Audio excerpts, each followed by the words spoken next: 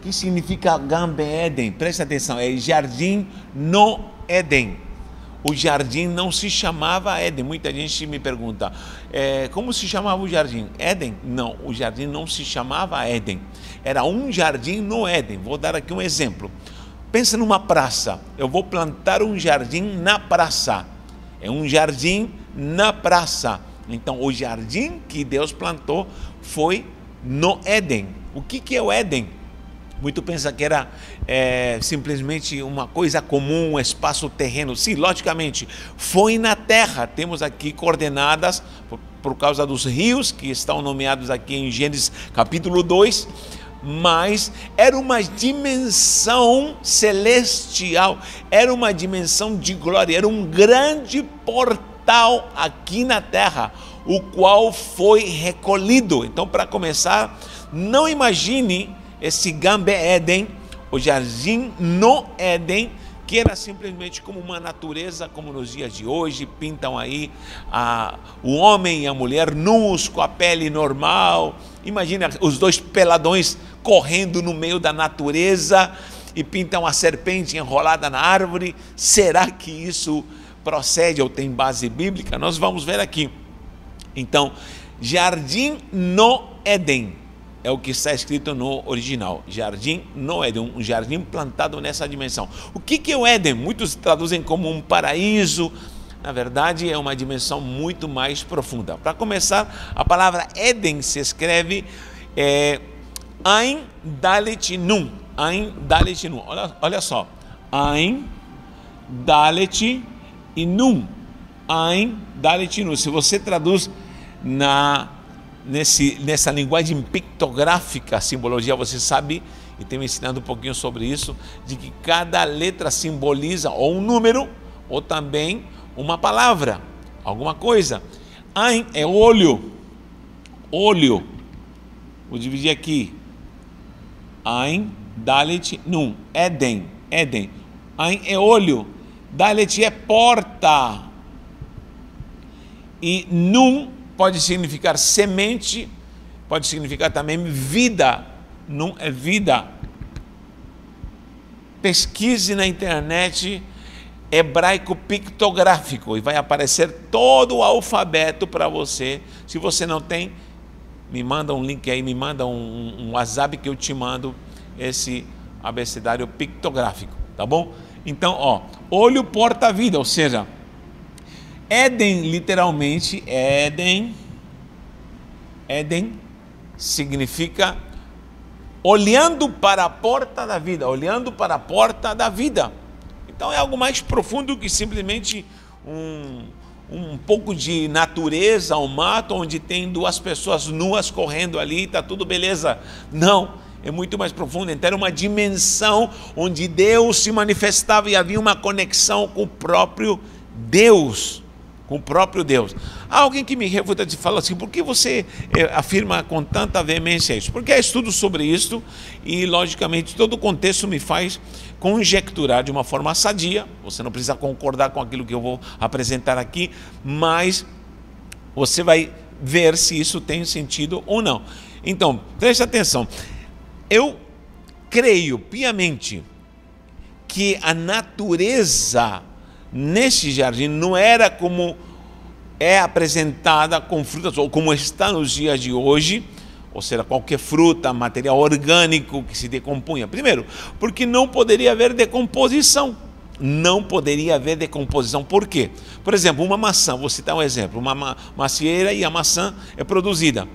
Se ela caísse no chão, a pergunta é, ela se decompunha? Se alguém me diz sim, então havia matéria orgânica e ela se decompunha, ela se desfazia, então essa maçã morria. Então no Éden havia morte, havia decomposição. A pergunta é, quem a decompunha? Bactérias, matéria orgânica se decompõe por muitos fatores. Então preste atenção, nós não conseguimos entender essa dimensão porque achamos que toda a natureza e o homem estava como se fosse nos dias de hoje. Era um lugar muito bonito onde havia somente natureza. Sim, Deus criou uma natureza, mas ela estava revestida de algo celestial. Era um jardim, Gan é jardim, mas ali no Éden era uma dimensão. O Éden era uma dimensão como um grande portal celestial. E o homem estava revestido da glória de Deus. Vamos ver isso já já aqui na palavra de Deus. E a natureza não estava como nos dias de hoje, como se vê nos dias de hoje, com matéria orgânica que se decompõe. Havia alimentação sim, mas era uma alimentação numa dimensão espiritual, não era uma dimensão somente física. Preste atenção, você vai ver coisas no céu que são alegóricas e numa dimensão celestial, e também fala sobre alimentação, sobre comer. E isso é apresentado também aqui neste jardim. Escute bem, eu pergunto, se fosse fruta, se fosse verduras, como é nos dias de hoje, lá no jardim, no Éden, e o homem precisasse comê-las, ele ia precisar digerir essas frutas e logicamente precisaria defecar, concorda comigo? Agora imaginem, no jardim, numa dimensão celestial, o homem comendo fruta, jogando fora o lixo, e se alimentando, digerindo e precisando defecar. Queridos, isso não tem sentido. Isso não tem sentido. A alimentação, a nutrição, toda essa harmonia e essa gestão no jardim é muito além daquilo que nós podemos imaginar. Em primeiro lugar, a terra estava desordenada e vazia, diz, o Espírito se movia sobre a face das águas, e o Espírito dá essa ordem, onde vem a ordenança do próprio Deus para começar a harmonizar a terra. E a terra ficou em ordem, em harmonia, em perfeita conexão com Deus. E diz que tudo era bom, tudo era perfeito. O pó da terra, da qual o próprio Deus cria o homem, estava em bênção, estava em harmonia com Deus, ao ponto de Deus tomar esse barro e fazer um ser e soprar nas suas narinas e se tornar imagem e semelhança, se tornou alma, nefesh em hebraico, se tornou um ser vivente, conectado ao seu Deus, ao ponto de falar com ele. No último estudo que eu fiz, falei sobre essa virada, se não me engano, virada do dia, quando Deus falava com o próprio homem. Então preste atenção, era muito mais do que simplesmente uma natureza bonita, era uma conexão celestial. A crença de que o homem era revestido de luz, eu acredito nisso, por quê? Porque, de fato, o homem não podia estar com uma pele natural e falar com Deus face a face. Quem poderia estar falando? Moisés, quando viu a sarça ardente, depois ele subiu no monte e viu a glória de Deus, e Deus, alegoricamente diz a passagem que ele passou e viu as costas de Deus, o seu rosto já ficava brilhando, ficou brilhando, a sua pele brilhava, estava brilhando. Por quê? Porque simplesmente viu Deus passando. É lógico que está sendo explicado aí de uma maneira dimensional aí para que nós possamos entender. Agora, escute bem, o homem era revestido de luz, a natureza era revestida de luz, a glória de Deus se manifestava. Salmo 8 fala uma declaração muito boa, o próprio Davi escreve sobre isso. Olha o que diz o Salmo número 8, diz: quem é o homem para que dele te lembres? Em primeiro lugar, ele está falando da condição pecaminosa do homem, como ele está agora, em pecado. Ele diz: quem é o homem para que dele te lembres? Olha o que diz o versículo 4 do Salmo 8. Quem é um homem mortal? Aí é a condição mortal, o homem caído, para que dele te lembres, será? Ele pecou, não é nem para se lembrar do homem, Deus podia se esquecer. E o Filho do Homem para que o visite, só que o 5 diz: contudo, você o fez lá no Éden, aqui não está dizendo isso, mas é isso que ele está querendo transmitir. Contudo, pouco menor o fizeste do que, aqui está traduzido para anjos, menor do que os anjos, só que no original não está, procure no hebraico original, não está escrito anjos. Anjos em hebraico é malachim, anjos, aqui ó, anjos é vou colocar com K porque é letra Raf. Malachim, não aparece Malachim, pouco menor do que os Malachim, não, diz pouco menor, ou abaixo de Elohim o fizeste, está escrito a palavra Elohim, não aparece Malachim, anjo, no Salmo 8, versículo 5, tá? Aparece abaixo de Deus o fizeste. Então, o homem no jardim, ele estava conectado com Deus, estava logicamente na terra, mas o fez abaixo de Elohim, abaixo de Deus. E estava em conexão com essa glória sobrenatural de Deus. E diz, nessa conexão de glória, kavod, outra palavra, kavod, de glória o coroaste, me diz, honra o coroaste. Então o homem no jardim, ele estava coroado com glória. A glória de Deus se fazia presente nesse lugar, nesse jardim no Éden. Então nós vemos aqui algo preciosíssimo, que o homem estava coroado com glória. Quando ele peca, ele perde essa glória. Quando o homem peca, ele perde esse revestimento de luz, ele perde a virtude, ele se apaga.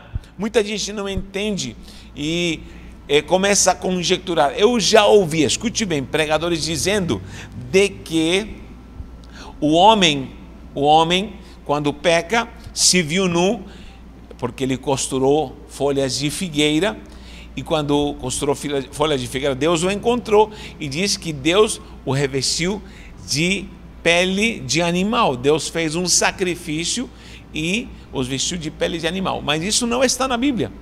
Em nenhum lugar aparece de que o homem foi vestido de pele de animal porque Deus matou um animal. Até muitos dizem que foi o primeiro sacrifício. Agora, onde está isso na Bíblia? Alguém que me mostre essa passagem, porque até agora não encontrei. E aonde diz que foram peles de animal? Se na sua tradução está escrito pele de animal, essa tradução está totalmente errada, porque a palavra diz os vestiu de pele, porque o homem brilhava e ele se apagou. A palavra que é usada, olha, interessante, olha, diz Roshek. O que é Roshek? Roshek. Essa palavra significa escuridão. Só que também essa raiz Roshek, que é Rashak, sabe para que serve também? Para ocultar-se, esconder-se, ocultar-se, ocultar-se. Então, quando o homem peca, olha só, escuridão e ocultar-se, é a mesma raiz rocha. Quando o homem, ele pecou, ele se apagou. Quando diz assim, eu me apaguei, quando diz eu me escondi, não é que o homem começou a brincar de esconde com Deus, não é isso, mas ele se apagou, se cortou a conexão com Deus, e Deus pergunta, onde estás? Deus é onisciente e onipresente, sabe onde ele estava, mas ele está perguntando, o que você fez com a nossa conexão? O homem se apagou. Essa palavra rocha, escuridão, e Deus já havia separado entre a luz e as trevas, e Deus vê esse quadro pecaminoso, esse mal por causa da desobediência, e logicamente vem a punição. Só que diz que Deus veste o homem de or, e aí que tá, olha só, or é o que? Pele, só que também or é luz. A mesma raiz para or, para luz, é a mesma raiz para pele. Eu vou falar sobre essas duas palavras, vou escrever aqui, pele e luz. Anote aqui, me acompanhe. Pele e luz. Pele, só que pele se escreve com Ain. Ain, Vav com pontuação para or e Resh. Ain, Vav, O, Resh. Só que luz se escreve com Aleph, Vav e Resh. Só diferencia do Ain para o Aleph. Pele é com Ain e luz é com Aleph. Só que as duas se pronunciam Or. Então, quando Deus veste o homem de pele, é or, só que ele estava revestido de or, de luz. Então, a substituição desse or, da luz, é substituído por qual pele? Por essa pele. O homem, ele se apaga, imagina a condição que ele ficou apagado, ele se esconde nessa escuridão. Agora Deus vem e o reveste dessa pele, e o reveste de pele. E aí, logicamente, ele percebe que agora é um ser mortal. Ele agora se torna uma pessoa acessível a doenças, um homem propenso a cair doente, um homem propenso a errar, propenso a limitações, a dificuldades, a dores. E aí começa o grande desafio para o homem que agora está fora do Éden amaldiçoado. E a terra agora já não é mais uma terra em harmonia, em bênção, em luz, mas agora é uma terra amaldiçoada. Aí tudo começa a se decompor, tudo começa a morrer, o homem, logicamente, começa a matar para poder subsistir, porque antigamente não existia morte, dentro do jardim não existia um animal devorar o outro, nem o homem precisa matar para poder se alimentar. Então, queridos, é muito mais profundo do que nós imaginamos. Alguém me pergunta, como você pode afirmar que a natureza estava tudo brilhando? Olha, há uma passagem em Joel que me chama a atenção. Abra lá em Joel, capítulo 2. Joel 2, diz assim no versículo 3. Você vai encontrar em Joel 2 que a palavra está falando em si sobre o dia de glória do Senhor, a grande vinda do Senhor com glória, com poder, com autoridade. E diz, tocai buzina em Sião, enfim, está falando do dia do Senhor. Só que aqui, de uma forma figurativa, está falando no capítulo 2, versículo 3 de Joel, diz assim, olha, diante dele, Deus vem, diante dele vem um fogo consumidor, diz, e uma chama acesa atrás dele, pode ler lá, a terra dele é como o jardim do Éden, olha só, diz que vem uma chama de fogo, vem labareda acesa, como na terra do Éden. Ou seja, está fazendo uma comparação ao Éden, que era cheio da glória, a glória de Deus. Ezequiel viu a glória de Deus, diz que era cor de âmbar, era cor de fogo. Logicamente não é fogo natural, não é fogo físico, foi o fogo que fez e apareceu em tantos lugares, era a coluna de fogo que guiava o povo de Israel no deserto à noite. Então todas essas manifestações dão a apresentação, ou alegoricamente apresentam a glória, o kavod de Deus. Esse fogo sobrenatural estava operando no Éden, e o homem estava ali nessa dimensão de bênção. Lógico, eles podiam viver em conexão, em toda essa harmonia, e ao mesmo tempo podiam se reproduzir. Só que a reprodução no Éden não era uma reprodução carnal, como é feita hoje em dia. Quando eu digo carnal, não digo que toda reprodução é pecaminosa, não. Estou dizendo que carnal na sua condição humana, animal. O homem hoje, ele vive humanamente, carnalmente, e ele se reproduz fisicamente de uma forma carnal e humana. Agora, no Éden não, era outro estilo de vida, era outra dimensão. Havia sim frutificação e havia multiplicação. Abra em Ezequiel capítulo 31, nós vamos ver outra alegoria. Nós encontramos em Ezequiel também 28, uma alegoria falando contra o rei de Tiro.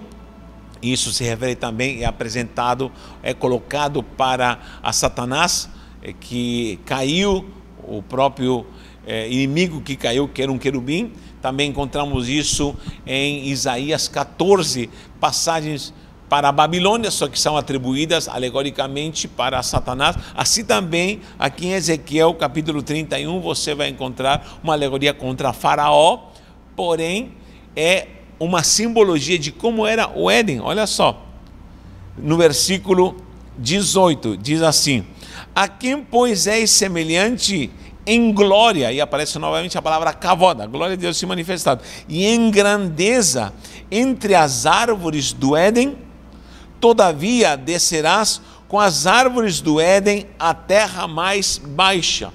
Logicamente está nessa alegoria falando de uma árvore que é o cedro, se referindo à terra do Egito, mas está trazendo uma representação aqui, alegoricamente, falando da glória das árvores no Éden. Então tudo era revestido pela glória de Deus, tudo era revestido e tudo caiu da sua condição de glória para uma terra amaldiçoada, uma terra que realmente ficou fora da dimensão divina.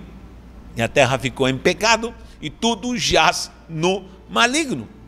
Agora, presta atenção, esse foi o Adão. O Adão foi capaz de fazer isso, destruir tudo, desobedecendo. E assim também esse homem, que é o Adão, ele passa a viver agora de uma forma humana, carnal, limitada, doente, exposto à morte, fora do Éden. Deus o expulsa do Éden, ele não volta mais. Esse Éden foi recolhido. De que maneira eu posso também provar de que esse Éden, essa dimensão desse jardim, era uma conexão direta com o céu? Porque lá no Éden diz que estava a árvore da vida. E para o homem não foi proibido comer da árvore da vida. Agora me diga, como que o homem natural, se ele fosse carnal como somos hoje em dia, podia comer da árvore da vida? Inclusive Deus o expulsa e recolhe o Éden para que ele não comesse da árvore da vida. Só que a árvore da vida já aparece no final, em Apocalipse 22, leia lá Apocalipse 22, aparece a árvore da vida no céu. Então, aí você pode ver que era uma conexão celestial. Essa árvore da vida, quem a trouxe? Foi Deus, a trouxe do céu, e estava aqui na terra, na dimensão do Éden. Agora, quando o homem peca, ele é expulso para que não comesse da árvore da vida. Se afirma aqui, porque agora ele era pecador, logicamente, agora não fosse um eterno pecador, porque ele viveria para sempre, e essa árvore é recolhida, e agora encontramos no Apocalipse no céu. Quando nós estamos apresentando o Éden, que não pode ser pintado com frutinhas, com aquela serpente, isso eu acho um absurdo, uma serpente enrolada falando na árvore, falando com a Eva, não pode ser. Por quê? Porque a serpente não rastejava. Quando Deus a condena, diz: a partir de hoje, pela maldição, você vai rastejar e vai comer pó da terra. Então a serpente antes da tentação, ela não rastejava. Então tire a imagem que se pinta da serpente enrolada numa árvore falando com Eva. Não, era um animal talvez muito lindo, muito belo, e ao ponto de dialogar e conversar com a mulher. Quando Deus a condena, diz: porém inimizade entre ti e a mulher. Então elas estavam de amizade, estavam de conversa, estavam numa harmonia, e lamentavelmente se quebrou a harmonia para com Deus. Entenda isso, é difícil de compreender, mas você precisa prestar atenção em tudo que nós estamos falando aqui, para que você tenha uma dimensão, uma ideia nova, talvez, desse jardim. Outra coisa importante, o homem sendo coroado de glória, ele perdeu essa coroa. Você pode ver que o salmista Davi, no Salmo 8, 4 e 5, ele está dizendo: você o coroou de glória lá no Éden. Ele estava coroado de glória, ele perdeu essa coroa de glória. Só que o que acontece? O último Adão, que é Jesus, Paulo apresenta Jesus como o último Adão. E esse último Adão, ele cumpre uma função preciosa. Muitos dizem o segundo Adão. Não é o segundo Adão, é o último Adão. Eu vou explicar mais para frente por que é o último Adão. Alguns também falam a glória da segunda casa. Não diz da segunda casa, leia bem, diz a glória da última casa. Não é a segunda casa, é a última casa. E muitos louvores cantam a glória da segunda casa, a segunda casa. Não, é a última casa. Há um porquê por isso. Agora, preste atenção, o próprio Jesus, sendo o último Adão, ele vem, ele deixa a glória. Ele era rei, era coroado de glória, e ele deixa a glória, ele se faz Adão, ele se faz homem. Ele não peca, mas ele entra na condição humana para devolver a glória para o homem. O homem novamente será coroado lá na glória. Só que primeiro precisa ser salvo e regenerado. Jesus faz isso, louvado seja o nome do Senhor. Então, como diz o próprio Agostinho, o Filho de Deus se fez filho do homem para que os filhos dos homens fossem filhos de Deus. Então, este é o último Adão, que é Cristo, resgata a humanidade, quem crer nele, e a leva de volta para a glória. Eu agora, nessa condição física, já estou herdando e já tenho a promessa, e já tenho salvação, e já fui regenerado, já estou nas regiões celestiais com Cristo. Porém, esse corpo precisa somente da transformação de corpo corruptível para um corpo incorruptível de glória, e aí herdarei a eternidade para sempre, só que num corpo de glória, e serei coroado de glória, e voltarei ao estágio onde estava o homem, coroado de glória.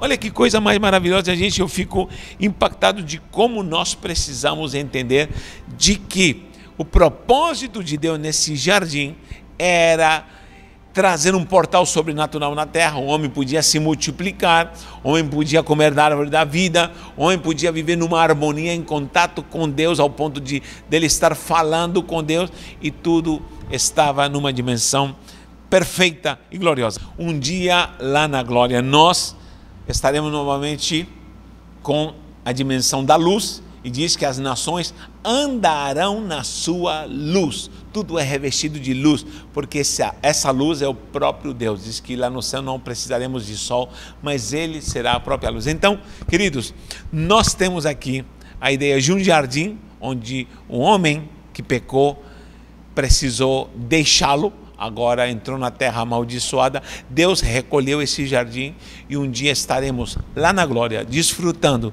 daquilo que outrora Deus preparou para nós. Deus te abençoe, que você creia que temos vida, glória e bênção em Cristo Jesus.